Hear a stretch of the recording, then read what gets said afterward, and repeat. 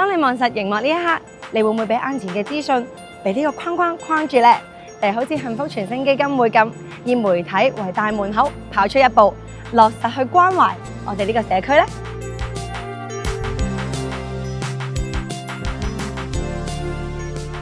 喺呢個節奏急速、令人窒息嘅城市裏面，好多人即使帶住種種傷痛、焦慮、情緒困擾，甚至有放棄自己嘅諗法，其實係好需要得到抒發、療癒嘅出口。媒體關懷一直係幸福傳聲基金會嘅重要路徑。我哋製作唔同系列，關注心靈同情緒嘅影片，仲有廣播節目，同時走出熒幕框框，配合 Bless Cup 傳聲筒。Bless Cup 係一個個人自助關懷裝置，內存咗過百個生命故事、心靈療癒、心靈急救嘅節目。透過聲音24小時隨時隨地陪住受情緒困擾嘅朋友。聽眾仲可以預約幸福專線，同我哋受過訓練嘅義工傾下偈，即時心靈急救。我哋更按住唔同嘅需要，可以安排家訪，或者轉介到專業人士做治療，直接去關懷社區，為情緒受困嘅朋友去支援，亦都幫助大家點樣去關心身邊嘅人，實質咁結合媒體同關懷。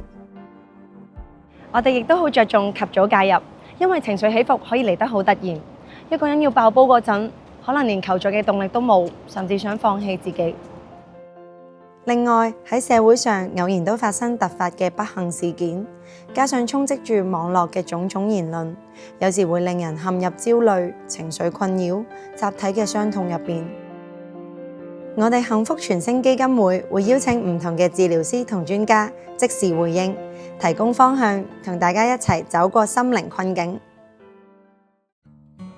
除咗及早介入，我哋都好注重持續關懷，因為我哋知道人生遇到嘅困難唔可以一朝一夕就解決，所以我哋製作嘅節目，我手上嘅傳聲筒同埋背後嘅情緒支援中心，全部都係做持續關懷。所以我都會希望你一齊支持，同香港人並肩同行，喺最脆弱呢個 moment， 可以發出最微細溫暖嘅聲音，令人聽見幸福。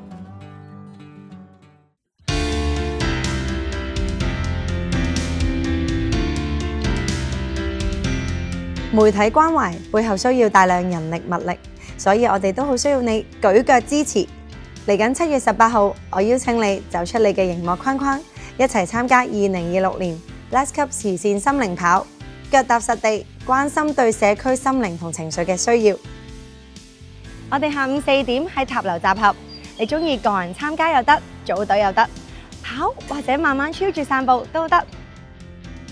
地點由觀塘海濱長廊塔樓起步，感受繁忙生活過後，一齊喺呢個避風港享受寧靜。之後我哋會去到現代感滿滿，但留下一啲舊機場情懷嘅啟德橋道公園，再走上啟德橋，360度望清港九景色，然後折返觀塘海濱長廊，全長4K 嘅路線。每位參加者仲會獲得級仔盆栽公仔同身心護理福袋，分分鐘仲贏得最高籌款額獎項添。到時仲有2位傳聲推動大使顏米高同唐貝斯嚟支持大家一齊起步，所以大家快啲參加啦！詳情查詢同報名可以掃一掃 QR code， 或者睇下我哋嘅文字簡介。你仲可以直接捐款支持㗎。Bless Cup 心靈慈善跑2026，傳聲一份子，一步一傳聲，到時見。